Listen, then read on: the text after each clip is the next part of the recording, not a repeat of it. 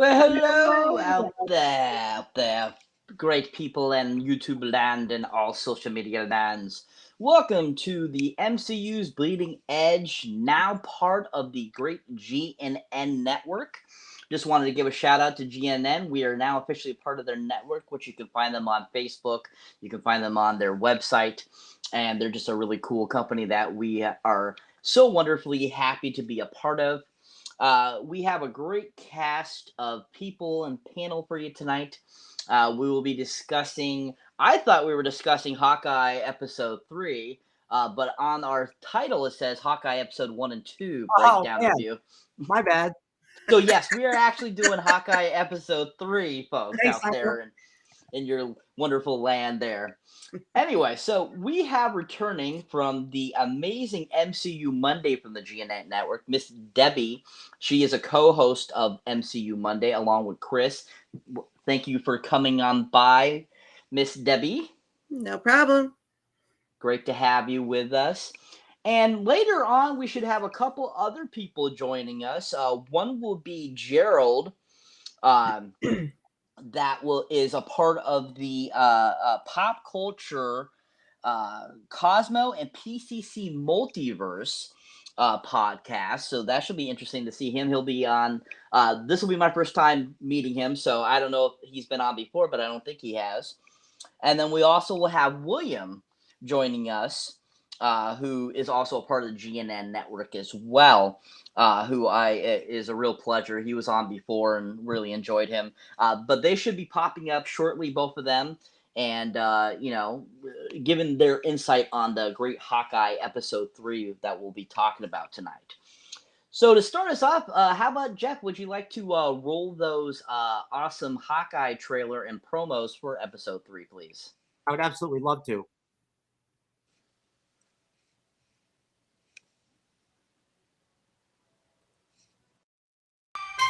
Can I tell you a secret? I'm working with an Avenger.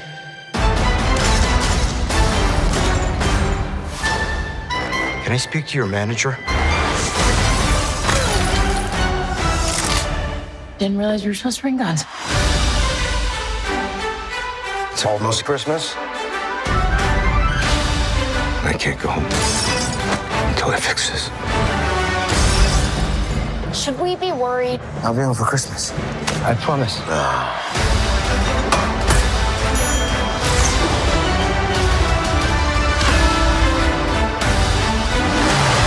Sorry, Santa. We're out of regular arrows. Oh my God, trick arrows? We're saving the holidays. Marvel Studios' Hawkeye. First 2 episodes streaming November 24th, only on Disney Plus. I was just getting used to this place, you know? Yeah, well, now it's compromised.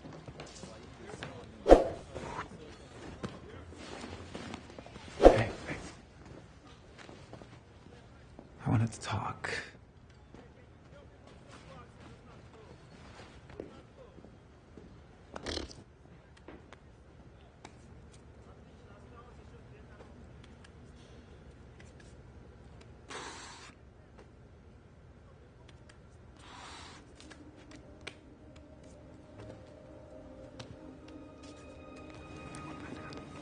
No.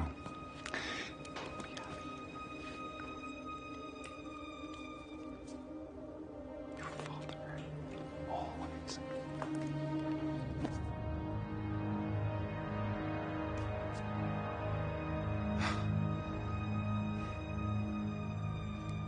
You are.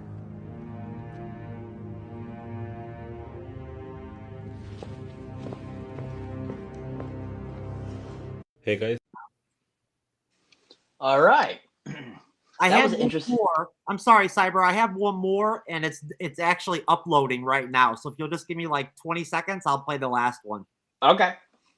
So yeah, as we wait for that, I just think that's interesting. That's an actual little clip from the actual episode. So I think that's fun.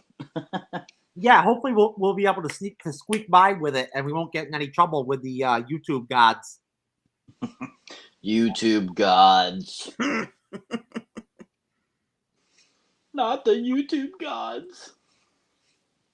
yes, we'll be hoping very, very much that there won't be any kind of copyright stuff with that or whatever. But on one side note, last week when we were on here and Cyber wasn't here, I played a trailer, a promo that was for Hawkeye, and it had the Kingpin in it, and it was like fan fiction. It wasn't legit.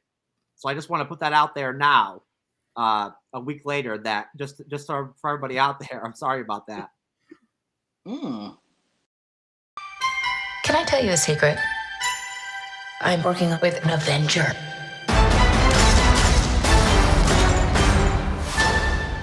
Can I speak to your manager? Didn't realize you were supposed to bring guns. It's almost Christmas. I can't go home until I fix this. Should we be worried? I'll be home for Christmas. I promise.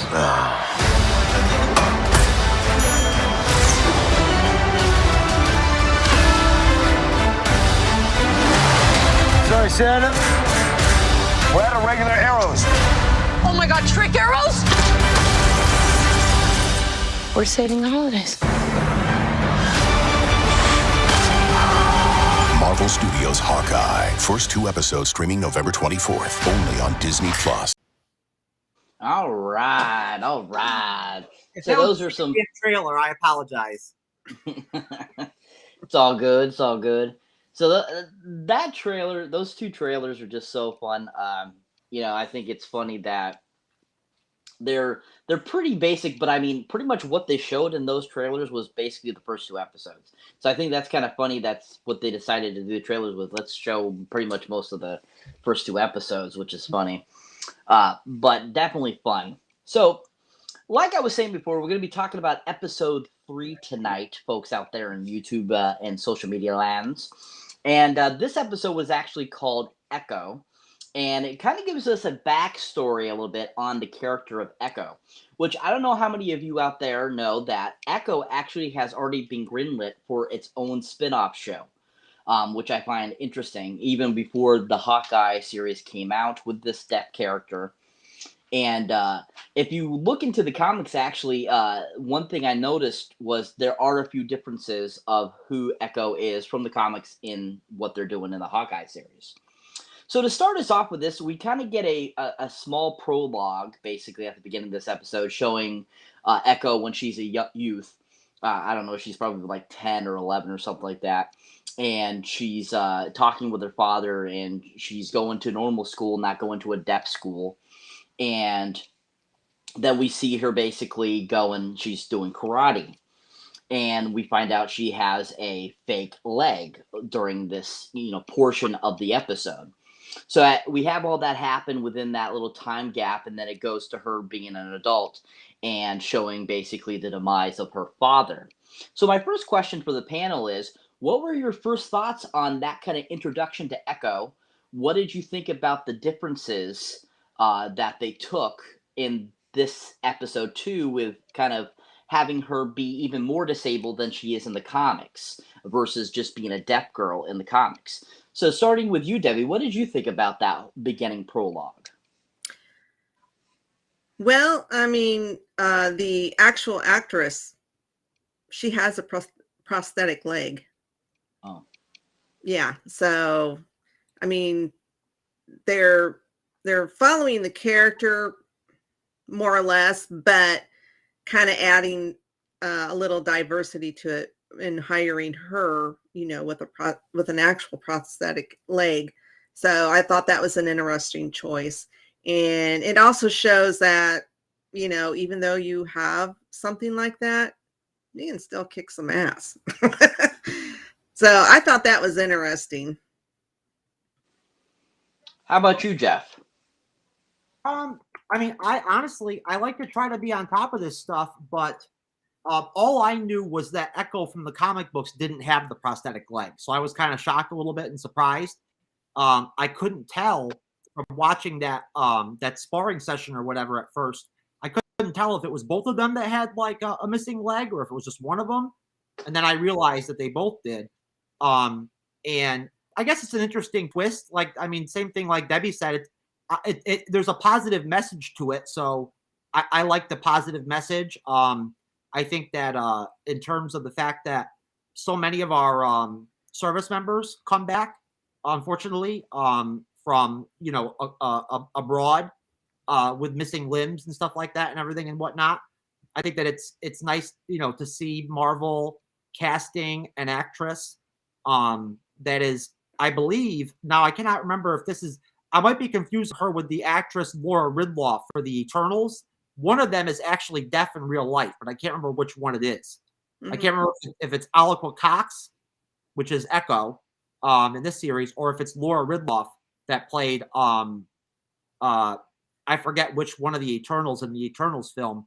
But we've had a lot of deaf like characters, it seems like, recently in Marvel Studios. And as far as I mean, do you want me to expand into like that whole intro with her, or are we? Yes, please do. Yeah, I thought it was a great way to start the show. I thought it was really cool. It was an interesting kind of twist for them to do that. I didn't expect that. It made sense to me. I mean, it was very practical of them to do that. I mean, they wrapped up episode 2 with her, kind of like that's how the episode ended. So to start things off with her right off the bat, I thought was pretty neat. And I thought they did a really good job of giving Echo a origin story that was extremely brief. Maybe it only spanned like maybe 5 or 6 minutes, the whole thing or whatever. But they managed to put something together that basically really kind of gives you like a full story almost on her, to where like you can kind of go with the character from there.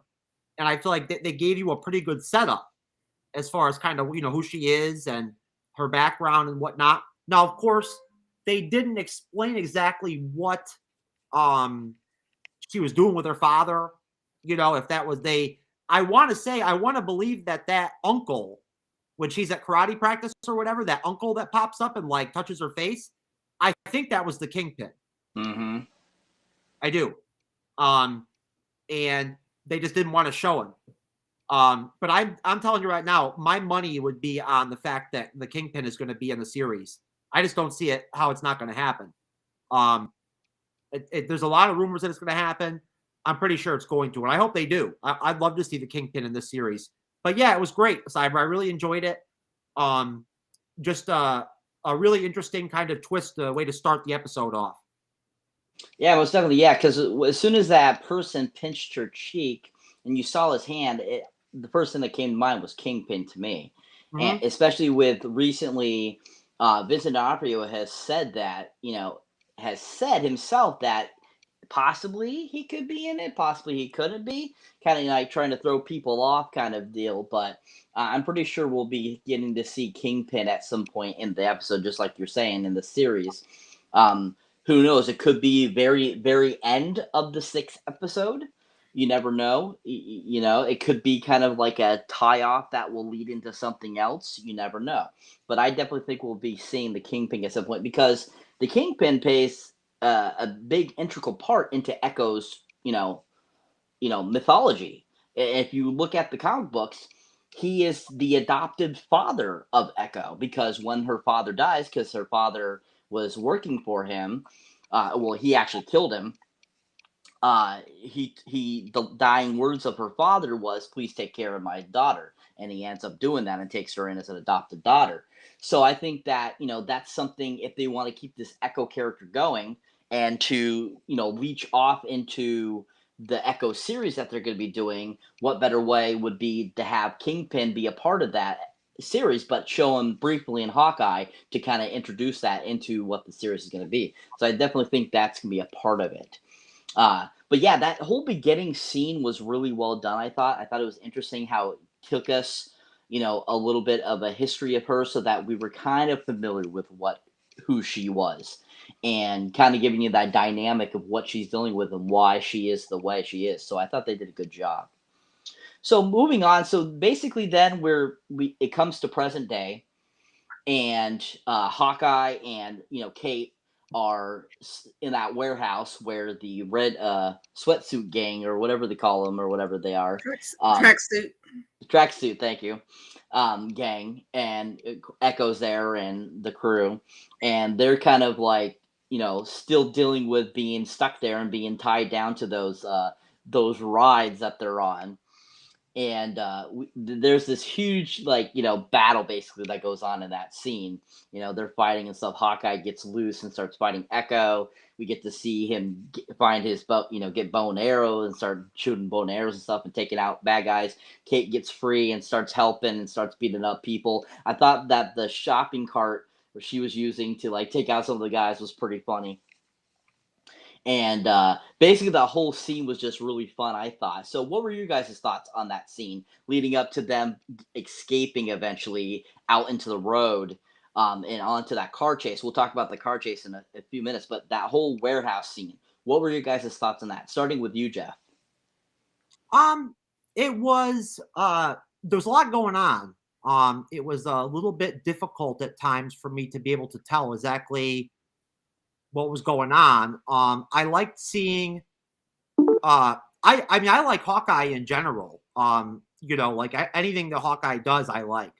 But I like seeing him go hand to hand with people once in a while. I like to see, him showing that he can do that.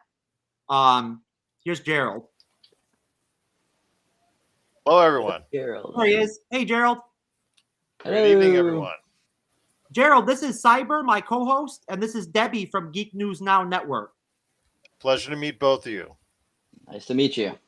All righty. I heard you talking Hawkeye, episode 3, already in the books. Already halfway done. Series is already halfway done. Yeah, can you believe it? So basically, Gerald, I was just basically right before you jumped in. I was just basically giving my take on that whole scene in episode 3 where Hawkeye and Kate Bishop get tied up to those ponies or animals or whatever the hell they are, the rocking horses, and then there's the action scenes afterwards and everything where they're being chased and they get loose and Hawkeye fights Echo and everything. And I was just saying that I one of the things I was really looking forward to in the series, besides seeing Hawkeye as Ronin again, maybe in some flashbacks or whatever, was seeing him fight hand to hand some more, because we didn't get to see him do that very much at all in the Avengers. And in the Matt Fraction comic book run of Hawkeye that this is supposed to be loosely based on, there's a lot of Clint fight going hand to hand, hands on with people, a lot during the comic book run. It's a common theme. But of course, we talked about on MCU Mondays the other night with Chris and Debi, the comic book run is a lot more graphic too, and a lot darker than what we're getting with this series, which is understandable. But I thought it was really cool. I mean, I thought it was really awesome when Hawkeye finally got his bow and arrow back and everything. It was nice to see. I liked seeing Echo kind of not torturing Kate Bishop, but kind of roughing her up a little bit and everything.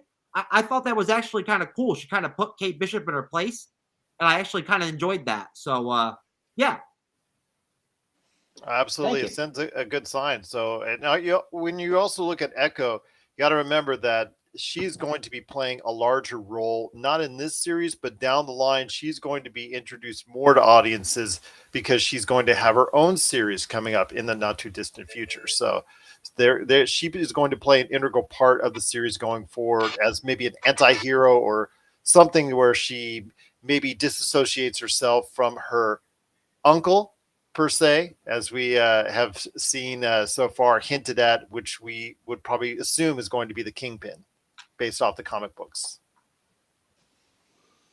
Yes, we had actually talked about that a little bit ago before you came on. So thanks for that reiteration. Thank you very much. My apologies on that. No, absolutely not. Yeah, I'm just excited. Hawkeye for me is sounds like already is a favorite amongst the show, and it's a favorite of mine. Hawkeye has been someone that I've seen grow, and somebody that's not been able to get as much in the limelight as the other Avengers. And this is his time to shine. And even now, he's not going to be given as much time, maybe as a lot of hardcore Hawkeye fans like, because of the fact that they're trying to do, obviously, pay justice to the Hawkeye character, but also as well set up Kate Bishop for the future going forward, and also introduce you to Echo, and of course maybe reintroduce you to Kingpin and whatnot. But there's so many things to do in so little time, 6 episodes.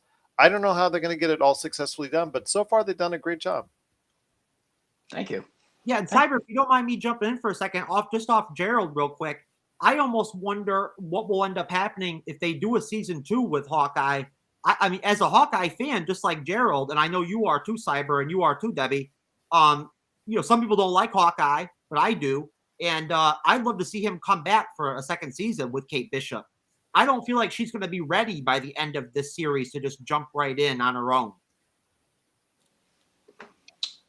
You don't think so? I think that she will do well if she had her own series by herself. I think if they set it up properly with this 6-part miniseries, that they'll be able to do it correctly and make it proper, and basically give you a good setting up for her going out on her own. But with it only being 6 parts, only 6 hours long, it basically, you think about it, it just, that's not enough time to really set up anything really concrete, I think. So I feel we'll be seeing more of Kate Bishop along with Hawkeye down the road. Just they haven't, officially said what they're going to officially do. But yeah, definitely. I mean, I would agree there, Jeff. It definitely, there's very big possibilities that it could not be set up properly. You never know.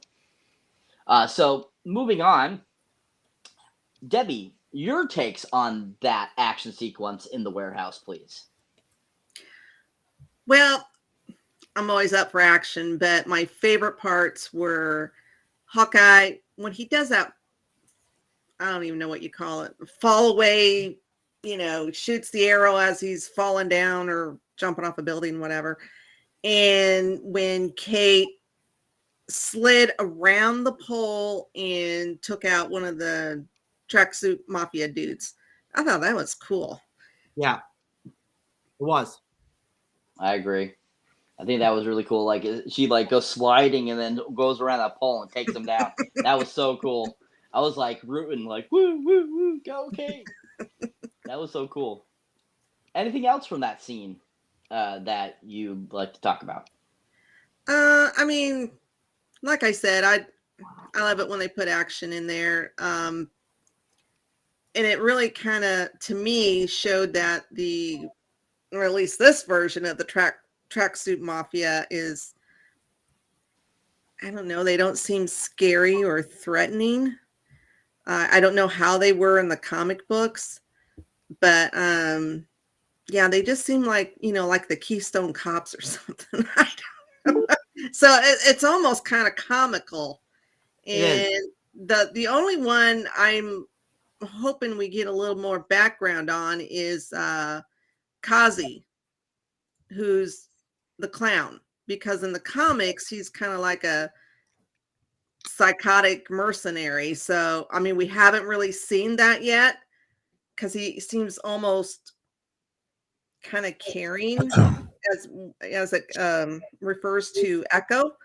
So we'll see if he goes off on a tangent or anything, or if they're just going to keep him as kind of like a background character. Yeah, very good point. Yeah, that he is a more integral character in the comics. I know. I was researching him and I found that out. So it'll be interesting to see where he goes and what they do with that. Hey, William, how's it going? How you doing, guys? Thank you for popping on in. Glad to see you. Hey, good to see you, man. Good to see you guys. Yeah. William, this is Gerald that's with us over here. He's the host of the Pop Culture Cosmos. You've never met him before. Pleasure to meet you as well. Good to meet you, man. Gerald, William is the host of the Geek Gauntlet Podcast with Geek News Now Network. Oh, that's good to hear. Absolutely. Anytime we can get some great geek content, there you go. Yes, sir. That's the corroboration going on. Excellent. So to get William and Gerald kind of up to date, so we were just talking about, we were pretty much at the second section of the episode 3 of Hawkeye, and the scene where basically it comes to present day, and Kate Bishop and Hawkeye are still tied up, and they're trying to get out of that warehouse with the tracksuit mafia. And we're talking about basically that action sequence there that leads up to the giant car chase afterwards. So Yeah. we're getting people's takes on that scene alone. So starting with you, Jared, what did you think about that scene? Thought it was pretty good. Obviously, the tracksuit mafia is not meant to be the smartest or most effective group that's out there. Should we end every sentence with the word "bro"? By the way, for the rest of the show, I don't know. Bro. Should we bro? Should we bro? Well, the name of their truck is Transit Bro or something like that. I was like, Yeah, fix it, bro, or something like that. Debi, what's up, bro? Yes, Hey, man, what's up, it's. bro?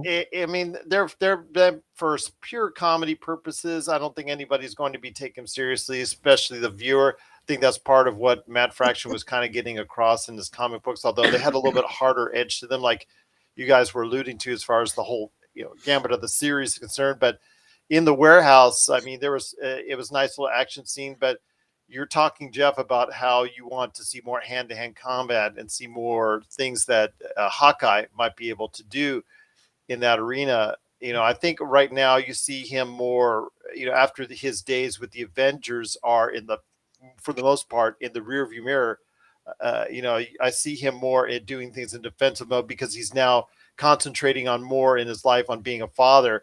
Maybe you'll get a chance to see him pick up the sword as Ronin. That would be great. I know the swordsman is involved in this series, so as we've already seen already at the first couple episodes, so maybe we'll see that. But I did like the what Echo can bring. Echo, when she got to face off against Hawkeye right there at the end, and you can just see what she can bring as far as from a physical standpoint. So I can't wait to see more what comes down the road for Echo. But with Hawkeye, obviously, as someone who's a favorite of mine as well, I'd like to see him be able to do more, but you're not sure in this run how much more he's going to get. But yeah, it was a nice little scene. And obviously any way he can outsmart the bros is always good for some comedy right there. What up, bro? True, very true. To be clear, Gerald, bro, this is what William thinks of Hawkeye. Yep. That's about Okay. right. That's about Okay, right. bro. Okay. Sounds good, bro. Ready, bro. I'm ready. I'm ready to go into my diatribe, bro. I'm ready. Let's go, bro. Are you going to try to give Hawkeye some love this week? No, I ain't giving Hawkeye no love. No. Well, come on, William, not even a little bit. not even a little bit. Look, his Avengers Day, with his Avengers days gone past, he's more of us than ever. He's more being a family man and trying to make sure his kids are taken care of. He's trying to make sure he makes it back home for Christmas by trying to look out for Kate Bishop. And like I say, you got a little action scene. And I'll probably throw an action scene for you here and there, but it doesn't excuse the fact that without the Avengers, without the cosmic adventures, Hawkeye's boring. He's the most boring Avenger, and there's nothing there that makes him great or good. He's just boring. And it's not the fact that he's a normal human. No. That's not that. That's not the fact, because Green Arrow's a normal human, but at least Green Arrow has an interesting backstory. He has an interesting backstory. He has the brooding. He has Hold on a second. I want to ask you one question real quick. Sure. You ever take into consideration that when it comes to like superhero teams or any kind of team, like any action hero team or whatever, you always have to have those members, those characters who are like those cog pieces, those ones that are like the ones that bind the team, that kind of like, round out the roster, and they add like their own kind of distinct aspect. So in other words, Hawkeye's the sixth man. Okay, I got you. He's the sixth man. I got you. He's a glue guy. He's a glue guy, bro. He's just boring, man. Without the Avengers, and again, they're gonna throw you a bone every now and again to keep the show moving, as far as giving you an action scene here and there. But without the Avengers, without the adventures that they go through, without another hero, at least allow Black Widow, hey, he's just a dude. And I'll watch the show because I got to for Gauntlet, but it, it doesn't do nothing for me, man. It's a level above Batwoman. I'll give it that. So I'm assuming though, what is your interpretation of the scene we were just talking about then? Like I say, they gonna throw you a bone. It was all right. They gonna throw you a bone every now and again to keep the show interesting, because they know that they have to show a fight scene, because you are watching a superhero show. So they're gonna throw you a fight scene here and there to make sure you stay interested, make sure you stay vested in watching the rest of the show. But in terms of it overall being good, look at the first 2 episodes. No. And no, it's just nah, not your cup of tea. It's not great. No. I mean, I love the fact that they are portraying him as a father. I do love that, because that's the one thing that we have in common. But past that point, showing them with the kids, talking to them, I thought it was interesting the fact that you learned, if you didn't know already, he was deaf. If you didn't know that already, you know it now. So I thought that was kind of interesting. So yeah, other than that, it's just nah. Thank you. Awesome. Yeah, that definitely is an interesting aspect that, basically all the explosions over the years, has damaged his hearing, and they make that kind of a focal point in this series. And I thought that was kind of interesting. And half the explosions are his fault. Yep. Every time you have a comment? Arrow, boom. Nobody tell you to shoot. Nobody tell you to shoot that arrow. Yeah, no, Cyber. I was just gonna say that, just like Debbie was saying, it's the tracksuit mafia guys are almost like too farcical in a way. Like, they're so inept that, I mean, I'm not trying to get too far into the episode and everything, but they can't seem to do anything right.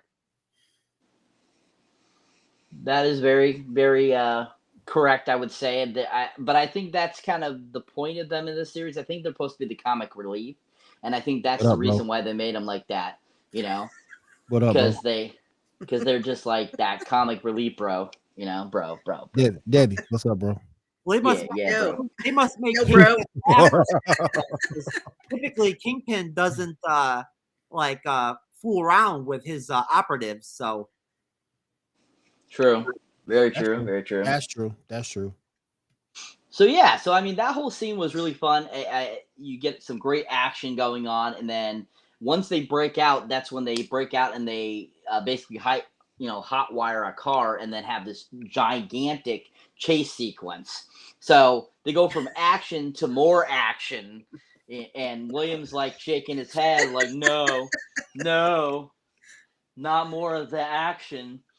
And so basically we have this giant car sequence. They're chasing each other and stuff like that. The tracksuit mafia is chasing after them in these vehicles, and basically Kate Bishop kind of gets a lesson in Hawkeye's arrows, basically the different types that he has and stuff like that. And as they proceed through this, she's shooting all these different arrows that do all these different types of things. We get a pin particle one, we get a suction cut one, we get all these different types of arrows and stuff like that. You got the gel arrow too. Yep. And as they proceed through this, they're using these to try to stop the tracksuit mafia from chasing them and stuff like that. And basically, they get towards the end where the suction cup arrow eventually comes into play and actually works after she shoots it into the windshield of one of the cars, and it doesn't do anything. Right. So my question for you guys is what was your thoughts on that whole sequence and kind of learning about the different arrows that Hawkeye had in his arsenal? Starting with you, Debbie.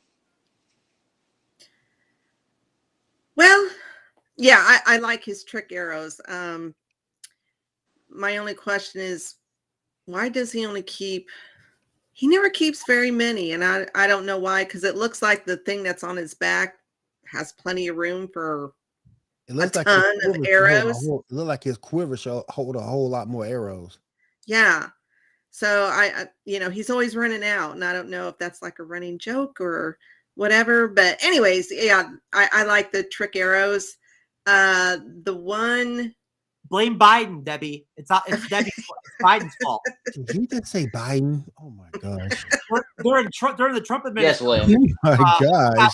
I had a full quiver of arrows. What did he do? Give the arrows to the poor? Is that what he did? Did he give the arrows? The only trick arrow and that's probably because it didn't look realistic. I think it was the I don't know if they called it the silly putty one where it went on the window and it grew. Oh, yeah. That looked purple. Yeah. That looked really CGI. I mean, it didn't even look realistic. It's like they didn't even try. Looked like Nickelodeon slime. That's what it looked like. But yeah, I love all the trick arrows. I like the I was really surprised with the Pym arrow that one used. shot me too. Yeah, that was the one that got me. But I like that one, and I was really heartbroken when the 72 Challenger was totaled. That was a sweet card. I feel you on that. I feel you on that. Nice. I love muscle card cars, so that broke my heart. Yeah, classic card too. Mm-hmm. All right. How about you, Gerald? What did you think about that scene? I think the best part for me was something that actually was shown in a sneak preview before the series started, and that was the sequence as they are just trying to get away. It's a continuous shot sequence as they're leaving the parking lot. I found that to be very impressive and one of the most interesting things I've seen in any of the television shows on Marvel this year. Then it kind of dragged a little bit after that once they got through the Christmas tree lot, and then you started going in and checking for arrows and things of that nature. And I think if they shortened the chase for about maybe even about 3-4 minutes from what it was, I think it would have been a little bit more concise, a little bit better. But it started out great with that continuous shot sequence that I thought was really creative. And I thought for a television show was something that was unique. And I would expect seeing something like that on a feature film, or if it was a Marvel film up on the big screen, but I'm not used to seeing those type of continuous shots, which, for tricks out there usually are not just continuous shot. It's usually done in separate shots, but they're fancy editing and involved in order to go ahead and make it look like a continuous shot for the most part on all these type of things. That is something that it's not done enough in television. So I really found it intriguing, and I really found it something that was well worth watching. That part of it, again, it kind of dragged out a little bit, but for the most part on the chase, once they got to the bridge and whatnot, but for, leading into it, I thought it was very good for what it was. Gerald, I've got you on that, bro. Sometimes may be good, sometimes may be shit. Okay, bro. Definitely. All right, bro. Bro. See you, bro. Oh my goodness. Bro. Anyways, so thank you, Gerald. That was wonderful. I can see, I'm sure there's plenty of people that have probably thought that was a little too long. And I just thought it was really enjoyable. I thought they did a good job with that. I like that they took the time to kind of go through the different arrows and give us kind of an idea of what other arrows Clint has. I think that was pretty cool. And with I am with Debbie, though. I do agree with Debbie. They need to start showing more of what he can do. Maybe later on down the line with more arrows to kind of like establish him a little bit, kind of try to break him out of that boring mode per se. I just feel he's like, if he would have been Ronin off the bat, okay, I got you. But you're establishing from Hawkeye. Don't know if you're gonna see him as Ronin or not. I hope so. I think that's where the ratings are, because I'll give Clint his credit as Ronin. He's a badass. But they need to do something in this. I feel that establishes Hawkeye more as establish Hawkeye in terms of maybe he can be awesome. Maybe he won't. You can break him out of that boring mode. And I think showing more arrows in this quiver and using more of those would really help with that. So what else did you think about that scene there that we were just talking about, William? It was okay. It was something. It was filler, for the most part, but it wasn't. But it was filler for the most part. But yeah, it was all right. Like I said, the Pym arrow got me. That's the one thing that did get me. I didn't expect that. That's the one thing that got me.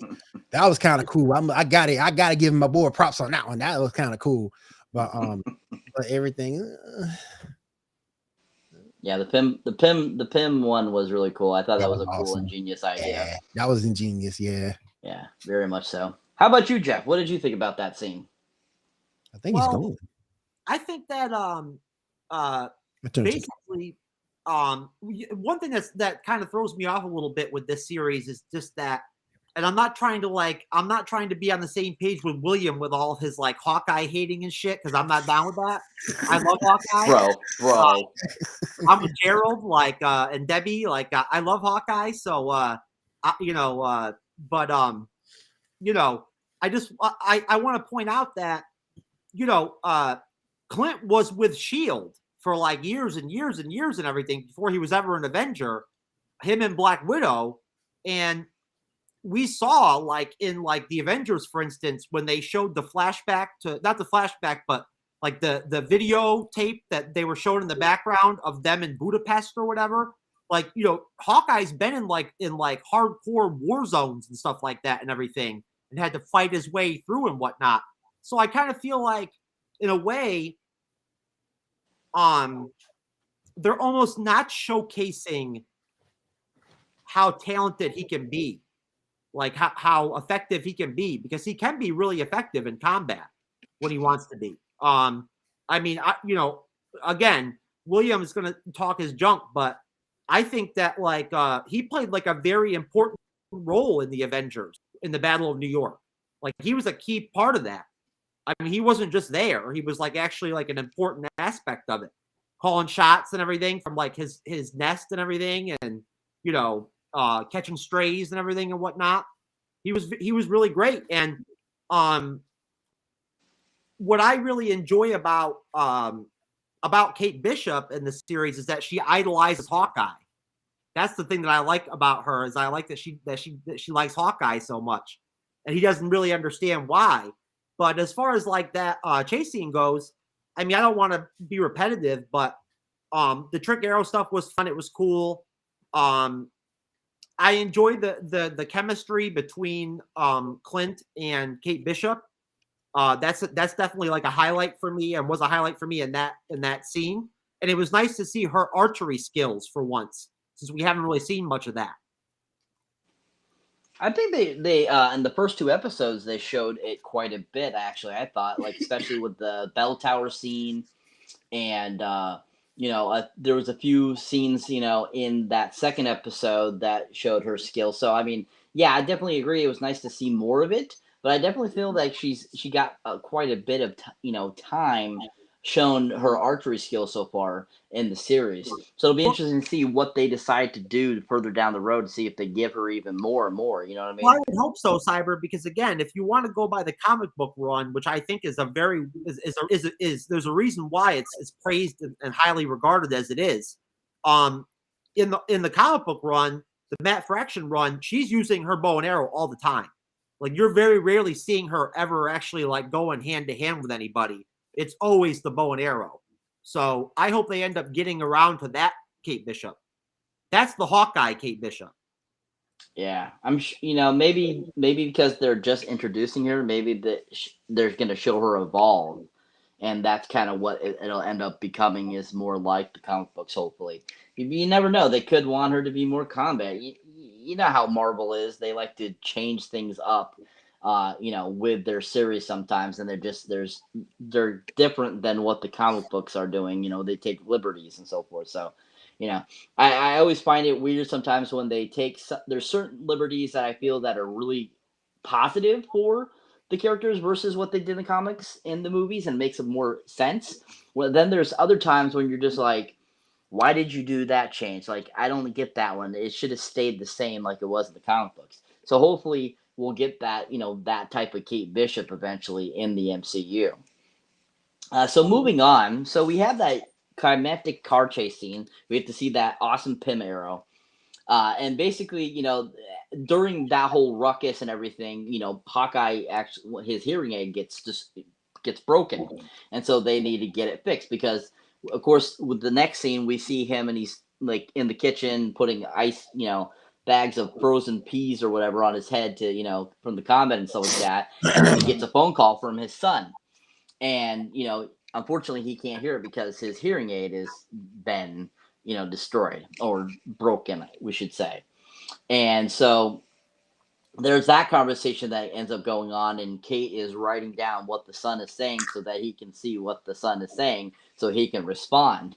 And I thought that was a very powerful scene, especially because it's once again it's showing that type of personal relationship that Hawkeye has with family. And I just like William was saying, there's a huge family dynamic for Hawkeye for some reason throughout every single movie he's been in, basically. I mean, since Age of Ultron. So I mean that's a huge part of who Hawkeye is, which is completely different than what's in the comic books. Because honestly, I don't ever remember him being very family oriented in the comic books. He was more like the Green Arrow and stuff like that. He was, a hero. And so I think that was interesting that they included that and made it a little bit more personal for him. Once again, kind of the reason why he ended up becoming Ronin in Endgame, the loss of his family and stuff like that. So I think that's a fun thing that they did.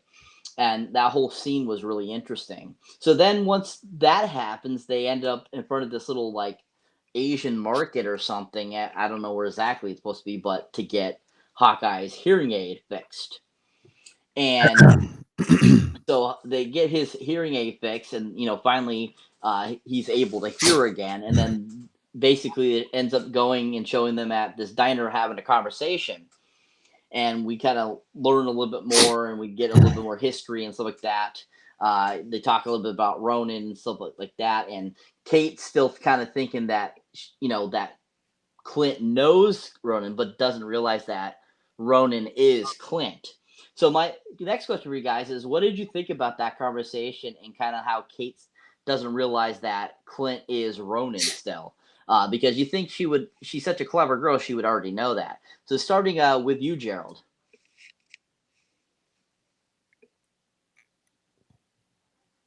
So when it comes to, when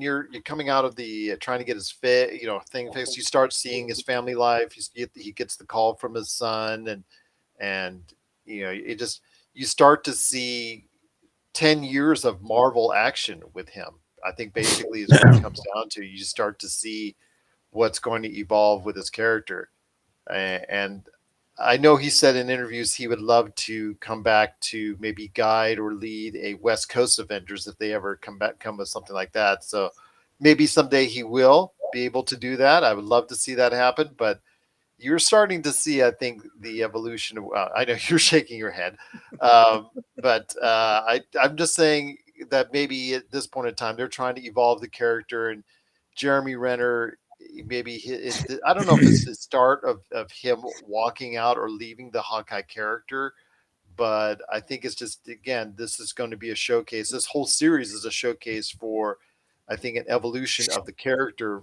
transitioning from one character to the other. And you just see that they're emphasizing his family life, his home life, and how much of a priority it is to him. And ultimately, I think he's going to have to make a decision, or his character is going to have to make a decision on what is he going to continue to do? Is he going to continue to sacrifice his family life, or is he going to go ahead and, basically join his family and maybe stay off of the, let's say, superhero radar for quite some time? And I think you're getting glimpses of that in these quiet scenes like the one he had with his son. So what did you think about the fact that Kate still thinks that Ronin is somebody else, though? I think it's good because it's going to come up for a dramatic conclusion. And Haley Steinfeld, I think she's a tremendous actress at this. I think she's done a whale of a job, and I think that the future is very bright for her and her character. I think the fact that, for, I don't say comedic value, but for a shock value, when something surprises her or shocks her, she's a tremendous actress in how she emotes that, that type of thing. So you can see this coming. You can see her getting like the eyes bugging out and her just like, screaming at the top of her lungs, what? when she's going to ultimately get surprised. The fact when whether she finds out accidentally or he lets her know that he is Ronan. So you can see it coming. You can see them setting up for that shock scene that she's going to have, because every time that she's already been shocked already when Jeremy Renner and Hawkeye tells her something new, you can see the surprise and how much they want to go ahead and highlight that. And I think that's going to be, they're just setting it up for something like that, because it's for her. It's not only is it funny, but it just shows her type of character and how high strung she is, and so much different. She's so much different than the way Jeremy Renner has played the Hawkeye character, and it's very intentional. Very true, very true. How about you, William? What did you think about that scene where they're having that conversation after he gets his hearing aid fixed, and basically her still not realizing that he's Ronan? If he did tell her, that would kill half the show. So you have to keep things going as is. And I do like the fact that you do have that human dialogue between the two of them. Pretty much a student teacher type of mentorship going on there. I do like that fact. I love any type of the human development you get in any story, regardless of who the character is. And I do like it. If he doesn't tell her, she'll figure it out eventually. The character is very smart, on her toes, on her feet. The thing that I'm looking for to happen, Hawkeye goes be with his family, because again, single dad myself, goes and chooses his family over the hero and let Kate take it over. That's what I'm sort of kind of wishing happens. Because again, Kate's ready to step up. You already see it. She's ready to step up. She's ready to take the role, ready to take the mantle. Let her do it. And let him go be with his family, which is the most important thing in his life. Very true. Agreed. Very true. Yep. Agreed. Well said. Very well said. How about you, Debbie? I think it's a little too soon for Kate to be taking over. She's just way too cocky and annoying. I like her as a character, but like the first 2 episodes when she was like really fangirling a lot, that got annoying. But at least not right now.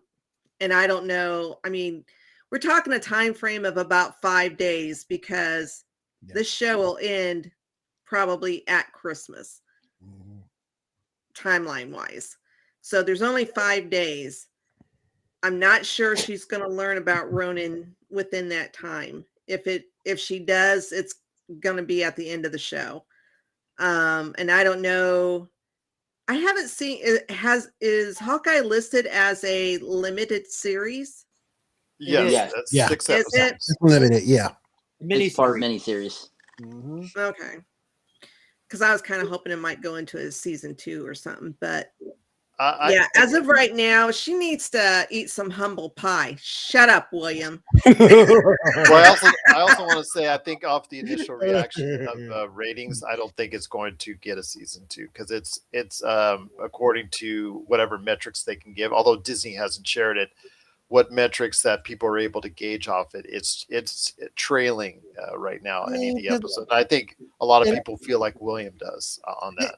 And I don't mean to necessarily rain on Jeff's parade, because I know Jeff likes him, but I brought it up on this show several times.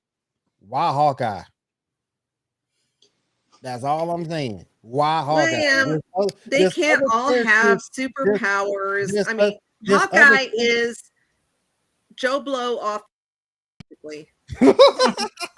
I love that transition. That was a good one. You gotta send me that. I love that transition. But that's my thing. Why? That's all I've asked.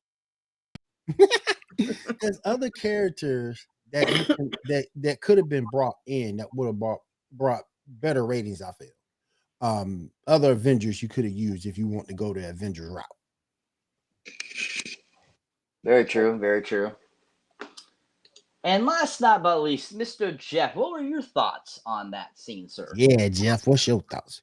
I mean, it was all right.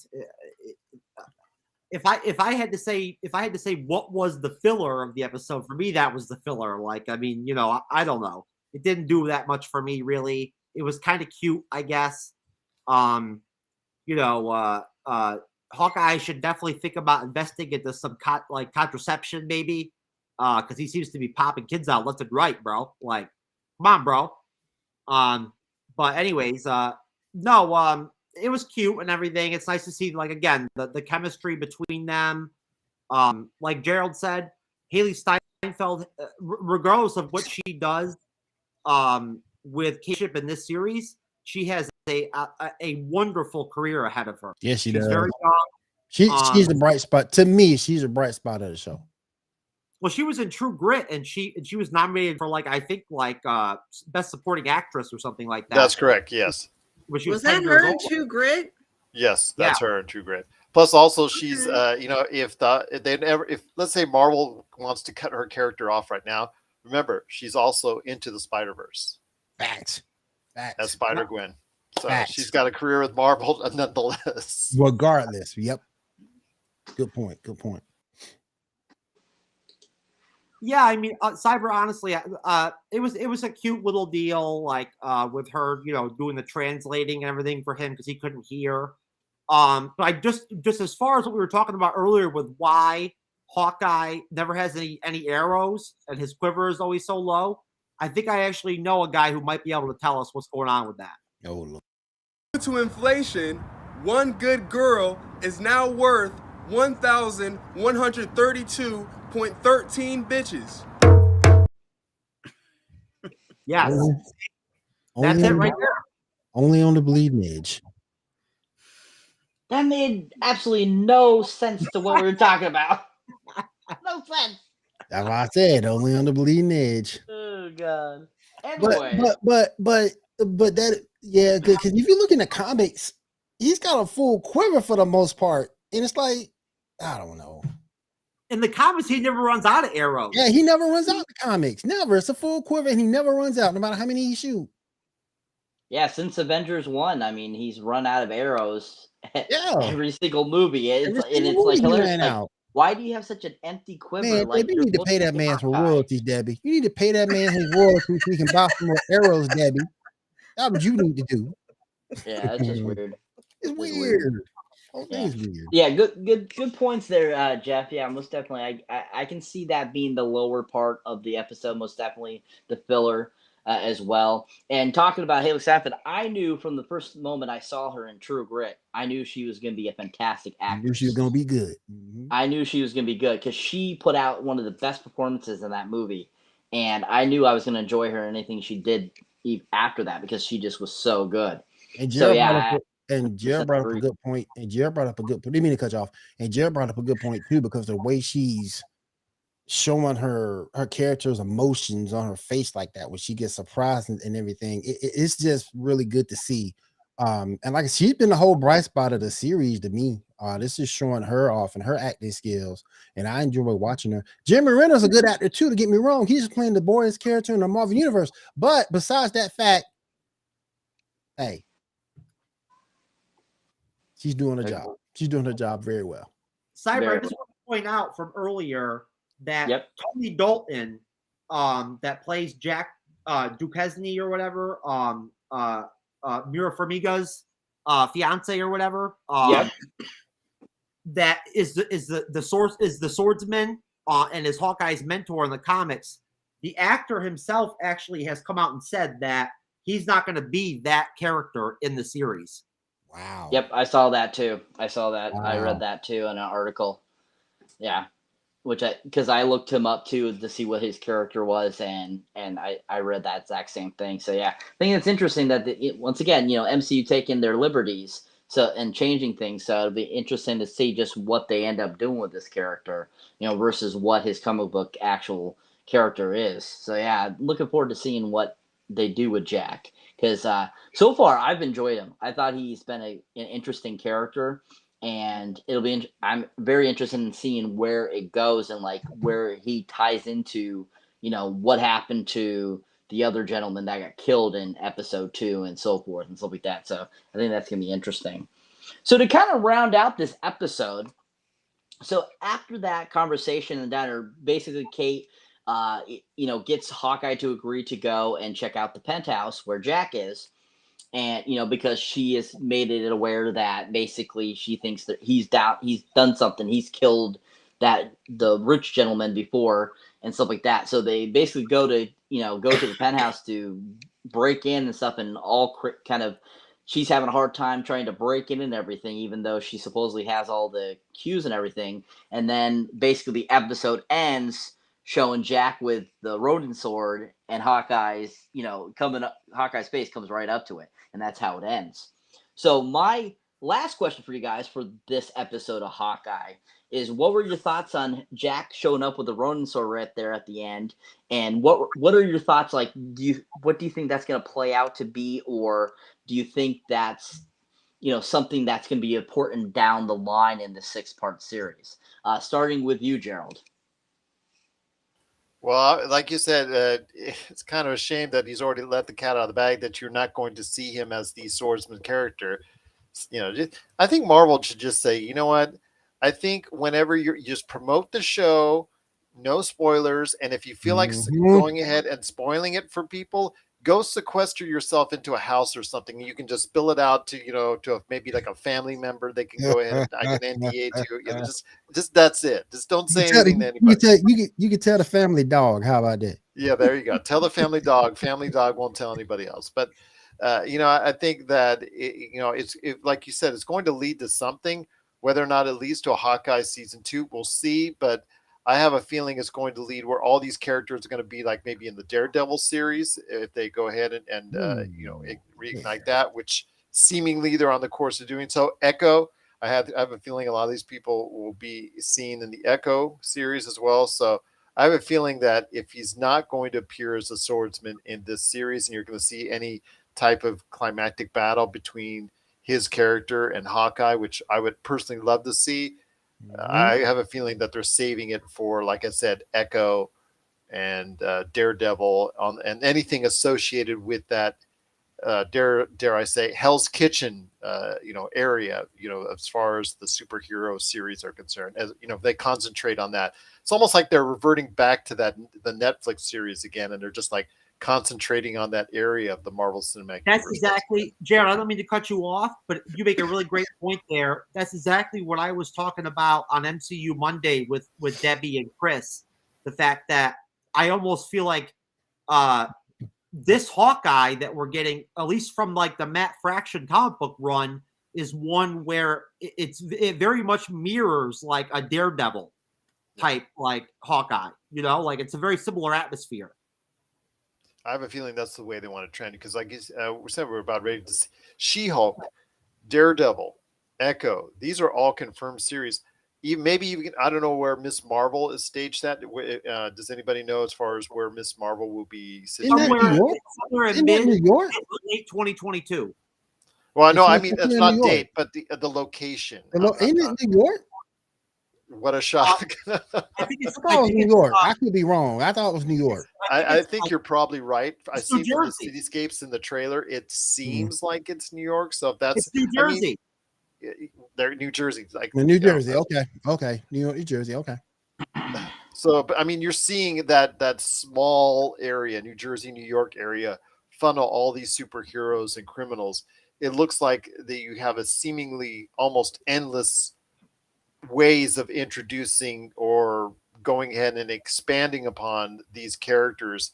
And if he's already said that you're not going to go ahead and see him as a swordsman in this time frame in the series, you're going to see him in one of those series coming up. So it's obviously they have plans for him. Vera Farmiga's character, they obviously have plans for her. Could she be Madame Mask? You never know. I'm assuming that's going to be the case. I see some head shaking. Yes. Yes. So that's obviously that's where it is.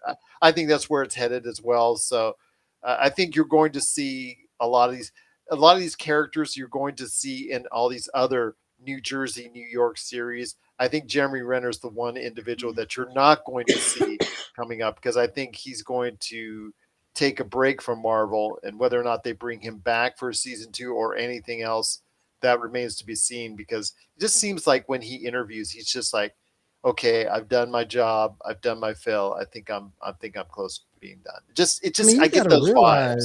I mean, you guys got to realize how long these actors have been in these roles. I mean, he wasn't given the same shot like Chris Hemsworth, because Chris Hemsworth was given a new bolt of life with Taika Waititi totally changing his character, which gave him the initiative to be more himself with his comedic character, and something he does very well is playing a comedic character. Jeremy Renner has not been given a character readjustment per se. We just see more of the individual now that has been hinted upon in the movies. So I think that's probably why. I don't know if you ask Jeremy Renner off the screen, maybe he'd tell you he's still interested. But Kevin Feige's always said you got to be excited at this point forward. If you're not excited about playing the character, they'll just go ahead and move on. Yep. I just want to make a quick point, Cyber, coming off of what Gerald said. I think it's interesting and important to bring up the fact that as we talk about Hawkeye the way we have and his whole tenure with the Avengers and everything, he was like a seriously major, integral, and fun, interesting part of Endgame. Like when he wasn't there for Infinity War and then he came back for Endgame, he was like a really interesting and fun part of that whole team and everything. With that bringing him back with his different haircut and everything. I think that people were really missed him when he wasn't there in Infinity War, and they were happy to see him come back. I know I was. True. All right, William, your final thoughts, sir. I was kind of hoping they were going to throw down right then, but they're going to wait for the next episode. Look. I'm just saying, if you're gonna make Hawkeye this character that we have to watch, put him in situations that are exciting to watch. And I thought they should have thrown down right there, and then in the middle of the battle, come back to next week or whatever. But we gotta wait until that time. We gotta wait until next week to possibly see him fight. But yeah, at that point, before that happened, it kind of pointed down for me from that point forward. But again, it was kind of interesting to see Kate do her thing with her computer. It's also kind of interesting to see she got locked out. So apparently they know it's her trying to pull up this information because she got locked out of the system. So I thought that was kind of interesting there too, that her computer hacking finally got stopped. But yeah, it just bottomed out from that point. Car scene, thought we could have got the fight. If we would have got that fight, that would have saved the episode, but we got to wait till next week. Very true. Very true. Man, let me see the fight now. Give William the fight, MCU. No. Anyways, so Debbie, your final thoughts. Kate's mother, Eleanor, is sketchy as hell. She is sketchy as hell. And I think her in call out, Debbie. Call out. I think they're in cahoots because every time Kate tries to bring it up to Eleanor, she just kind of dismisses it, changes the subject, tries to, get it away from him, Jack. So I think they're in cahoots. I think she's Madam Mask. That's an interesting theory. Yeah. And I think there will be a throwdown. Maybe the next episode will be when Kate realizes that Clint is Ronin. Hey, can we get Kate and the mom going at it? Maybe the mom is working for the Kingpin. Yeah. I think it's all related. Yeah. It's all related. Jeff, well, that would be and that's pretty. Awesome. I mean, if you're Kate Bishop, you're seeing yourself. Okay, your mom went from one extreme at the very beginning of the series, way back in 2012, to owning a security company. Obviously engaged to a individual that you think is very nefarious. And if your mom is the leader of a security company, you think she would probably know something about this guy or two. Right. And yeah, so I mean, she she should know by now that something's not exactly entirely hunky dory about what's going on in the series. Yeah. So I like those. I like those theories though, because I can take this show to a whole different level. Because at that point, you're taking your focus off of Hawkeye at that point, and more on the story itself. And I think that's what this whole series is about. It's not necessarily, again, it's trying to serve a lot of purposes. And while yes, one is obviously to go ahead and ingratiate everyone again to Hawkeye's character, I think the bigger purpose is bigger purpose is to introduce all these other characters that you're going to be see a lot more of down the road. So Jeremy Renner, you'll probably not see a whole lot of down the road. You'll be seeing a lot of these other characters down the road. That's for sure.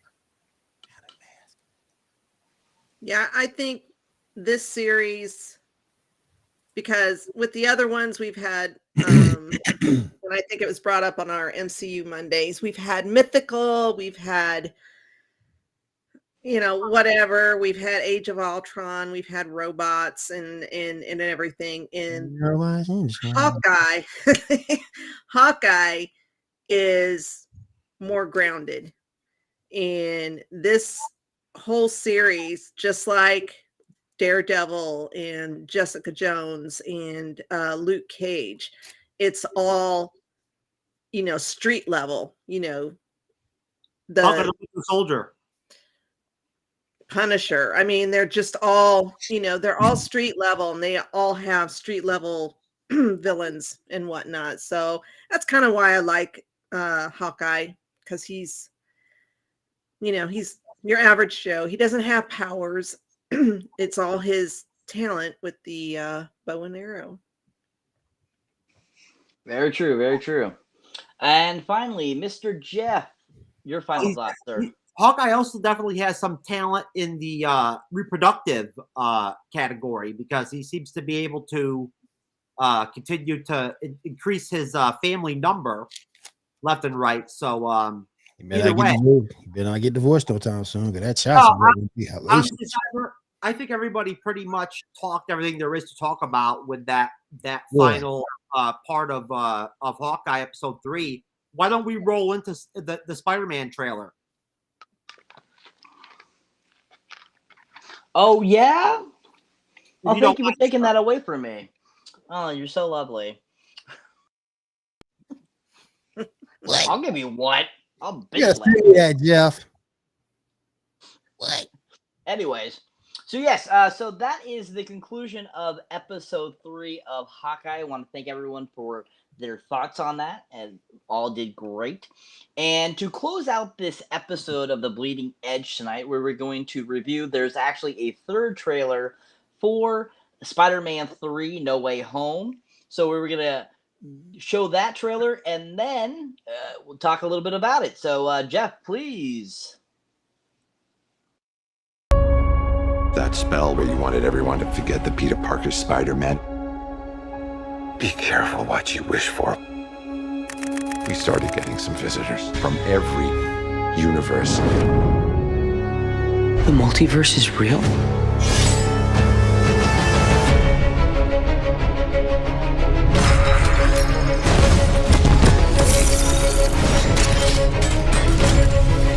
Looks like we got competition. You're not Peter Parker. I am so confused right now. Parker, we need to send them back. You're thinking, hey, I'm about to do something that could break the universe. Run it by us next time. Deal. Let's catch some multiverse men. Peter, you're struggling. Look, there has to be another way. They're a danger to our universe. Have everything you want, while the world tries to make you choose.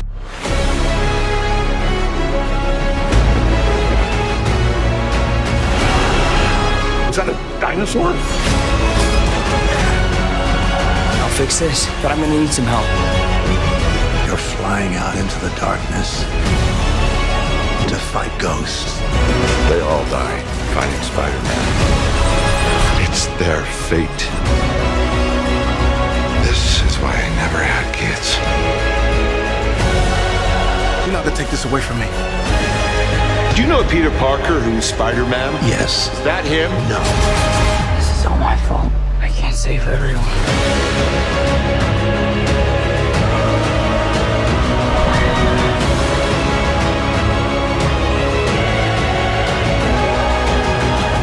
I'm sorry, kid.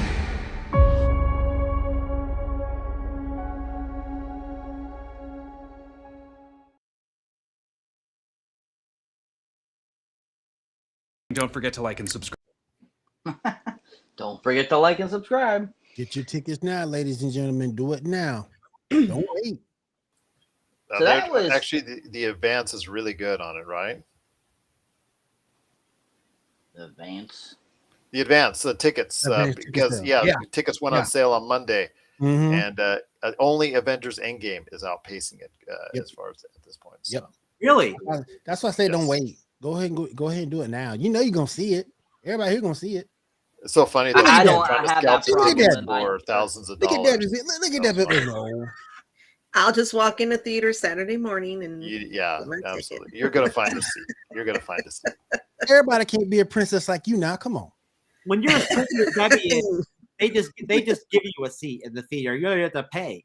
Well, I live in a very small town, so everybody knows you already. I don't think it's going to be an issue. So it's Debbie. Same thing here. Down. My town's come on small. Down. Get the seat. So. Get the seat on the front row, Debbie. Come on down. Come on down. We got you. Want some popcorn and some Diet Coke? That's right. That's what I always get. I guessed it.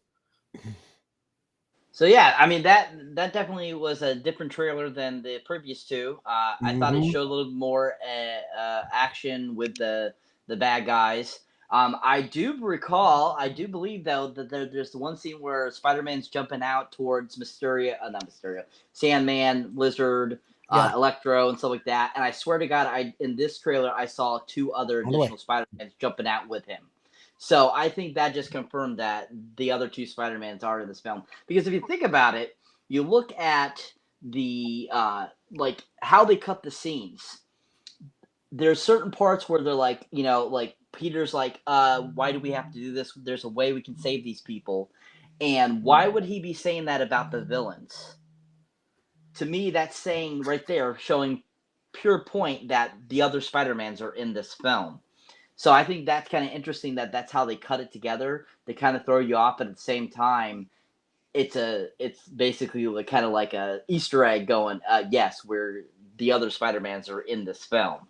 So I think that's kind of interesting. That's how they cut it like that. I agree with you, Cyber. I don't think Peter Parker is talking about just Doc Ock, because it's obvious that him and Doc Ock are going to team up in the film. I think he's obviously talking about other people that he's going to be getting together with to fight back against these multiverse villains. Most definitely. What were your guys' thoughts on that trailer? Starting with you, Deb. I really wish I hadn't seen that. I had been staying away from. I've seen the first two trailers. I didn't want to see any more. And this is what pisses me off about movie studios is that they release, 10,000 TV ads, which thank God I don't watch TV because I stream everything. But when they just keep releasing trailers and trailers and trailers, and then it's just like, okay, there's no surprise anymore. So I wish I hadn't seen the other Spider-Man. I mean, I'm excited to see the movie. I just would have rather had been surprised in the movie theater to see that. So you're saying you saw the other Spider-Mans too in that trailer? Yes, I did. Okay. I wasn't sure. I'm not saying it's Toby or Andrew, but I mean, it could be from other multiverses, Peter Parkers. It doesn't have to be Toby and Andrew. How about you, Gerald? I'm excited to see it. I mean, that's what it does. That's what these trailers are supposed to do.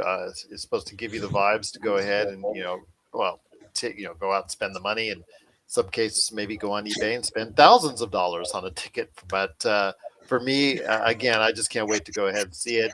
I've never been the biggest Spider-Man fan. I still am, enjoying what I'm seeing, as an MCU fan. So I'm really liking what I'm seeing, especially the interactions between Tom Holland Spider-Man and Doctor Strange. So it's a new dynamic between those two. Is Doctor Strange maybe kind of mentoring him?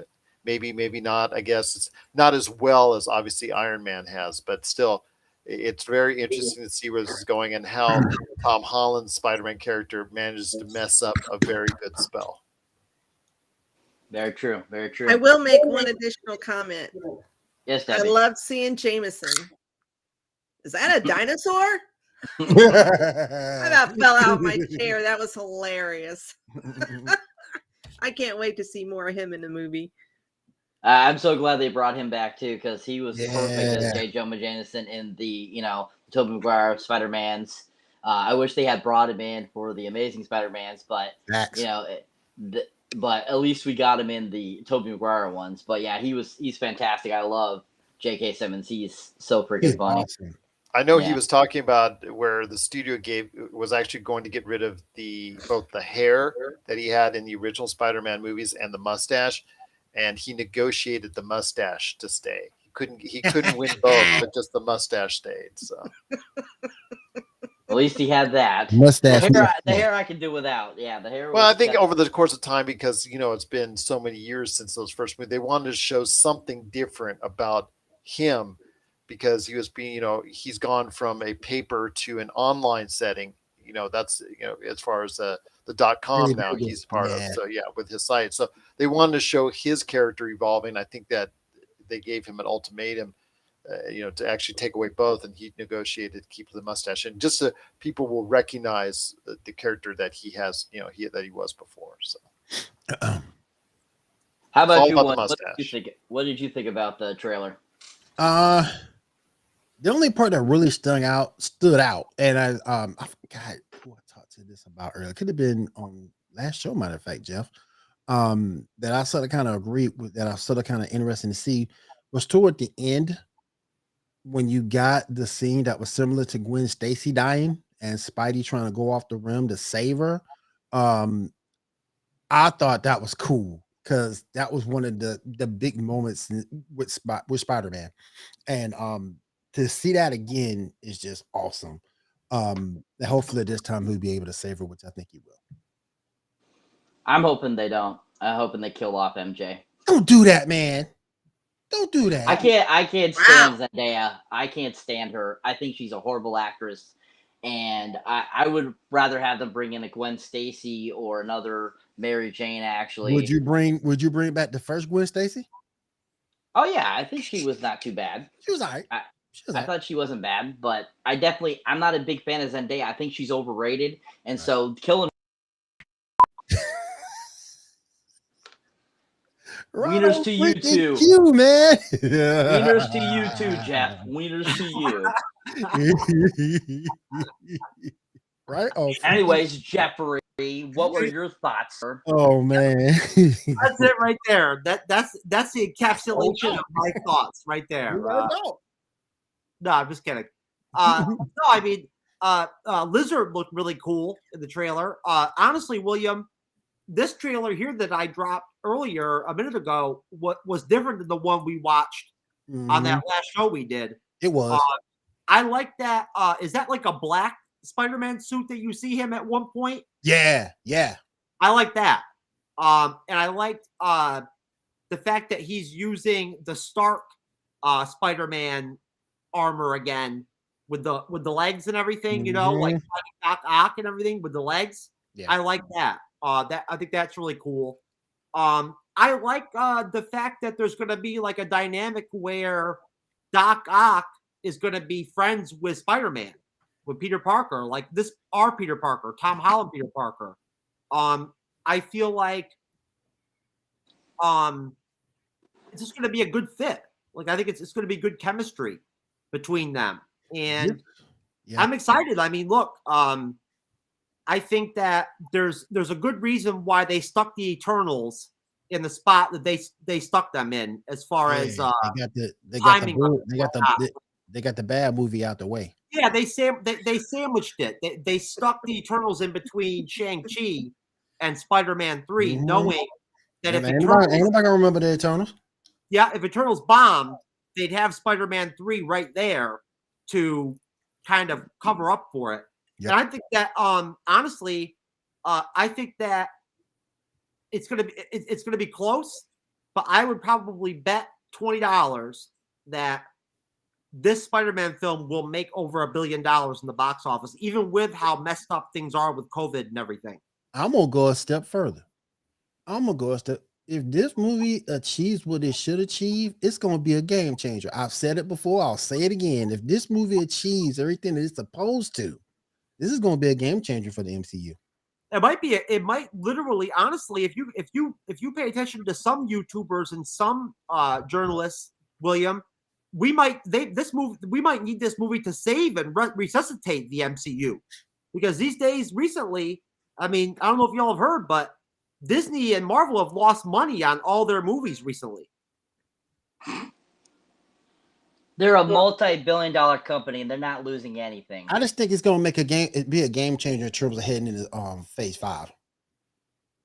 If they invest their money wisely, they did not lose anything. Yeah, they just made over $2 billion on Endgame, so I don't even want to hear it. And I just think that if it does what it's supposed to, it's going to leave so much for fans who want to jump into Phase 5. It can be a game changer.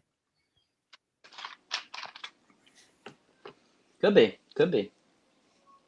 Anyways, so that is it, guys. I want to thank you all for joining us tonight on the MCU's Bleeding Edge. I want to thank the awesome William, awesome Debi from GNN Network, which are always fun to have on. I want to welcome, of course, the great newcomer of the show from the amazing podcast that he does. Does anybody have anything they like to promote before we end the show? Starting with anybody. I just want to say real quick to Gerald. I see Yes, you, Kobe Bryant. I see you, Kobe Bryant gear back there. Much respect, man. Much respect. No problem. Well, one of the shows that I do, I do, of course, do the Pop Culture Cosmos and PCC Multiverse. They're on every Monday and Friday. They cover the latest news and trends of pop culture. They're available on over 50 radio stations worldwide and everywhere you get your podcasts. The other shows I do during the week are after every Lakers game, plus also it's called the Lakers Fast Break. So we do post games for the Laker games, plus also as well a lot of stuff Laker related as far as extra podcasts, interviews, etc. So yeah, I do a lot of podcasting, and those are a few of my shows. So yeah, get a chance. Where can I catch that podcast? Lakers Fast Break. Just type in Lakers Fast Break anywhere. It'll come right up. Yeah, just Lakers Fast Break. Or on YouTube or anywhere you get your podcasts. Yeah, it's really good. We have a great time with that. Do about 3 to 5 shows a week, depending on their schedule. And then, of course, I do Monday and Friday shows on pop culture. So, yep. Busy. Always a good time. And November was probably the busiest month that we've had in pop culture in quite some time. Yes. Just way too much to see. Way too much. I think my eyes are going in 15 different directions from all the stuff I had to see this month. So this past month. Well, thank you for that, Gerald. Definitely people check out his Laker Fast Break podcast and his other podcasts too as well. Definitely check them out. We thank you for being on. Debi or William, do you have anything you'd like to, plug or anything like that? I'm kind of in the same situation as Gerald. I do Geek Gauntlet every Saturday night at 10 p.m. Eastern time. On William Morgan Media over on twitch.tv/William Morgan Media for the Geek Gauntlet. But I also do Pinfall Podcast every 2 weeks on Sundays. We talk about the best in professional wrestling over there. Mondays, I'm on Facebook talking to Sports Report. We break down Major League Baseball, National Football League, NBA, and that is at 10 p.m. over on Facebook. You can check out the Sports Report page there. So definitely, ASA All Sports All Plays. I do the NBA Fast Break podcast over there. We talk about all teams. Yeah, we got some Laker fans over there too. Some delusional Lakers fans, man. Delusional. My gosh. I get that. I'm not delusional. I'll just keep it. I'll just keep it at that. But we talk basketball over there, all sports, all plays. You can find them on Facebook as well, and that's on Friday nights at 10 p.m. Also on Tuesday nights, I'm part of All Sports All Plays Wrestling Podcast, and that is on Tuesday nights at 10 p.m. Eastern. Again, talking about professional wrestling, WWE, NWA, AEW, Impact Wrestling, and New Japan Pro Wrestling. So definitely check me out in those places. Awesome. Definitely check him out, people. Mr. William from Geek Gauntlet. And Debbie, did you have anything you like to plug? MCU Mondays or anything like that?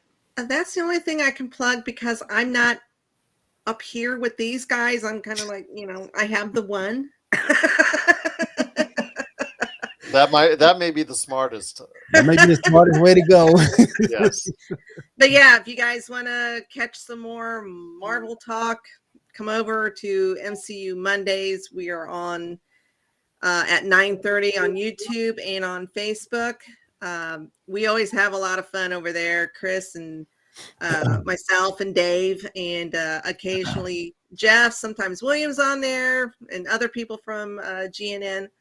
So yeah, we always have lots of fun. And so if you want to listen or come and talk about more Marvel stuff, we always love having people come on and making comments, asking questions, and that. So, and if you want a free trip to the theater, just go see Debbie in her hometown. She'll get you in the theater for free. She'll get you in there for free, man. Free popcorn, free drink, man. She got that pool in her hometown, man. So I got you, bro. I'm glad you got me, bro. And of course, all those people out there watching our podcast, don't forget to check out the MCU's Bleeding Edge. We have other podcasts that we have up, many other things. You got the first 2 Hawkeye episodes, all that stuff. Definitely check us out. If you enjoy our content here on the MCU's Bleeding Edge, a part of the Geek News Now Network, definitely check them out. Check out our website at the MCUBleedingEdge.org. Definitely check out the Podcast Champions, which is a great podcast that we have pretty much always usually somebody from there on the podcast for our roster. Definitely check them out too. Of course, you can find me and Jeff on Rizzle. You can find us on TikTok. You can definitely check out my solo content on YouTube under Cyberneticshark too as well if you enjoy our content on here like this. And as always, want to thank you guys for being on. I want to thank you for those all that are watching now or after the live stream is done. And this is the MCU's Bleeding Edge, and we appreciate you guys. We'll catch you in the next one. Later, guys. Peace. Peace.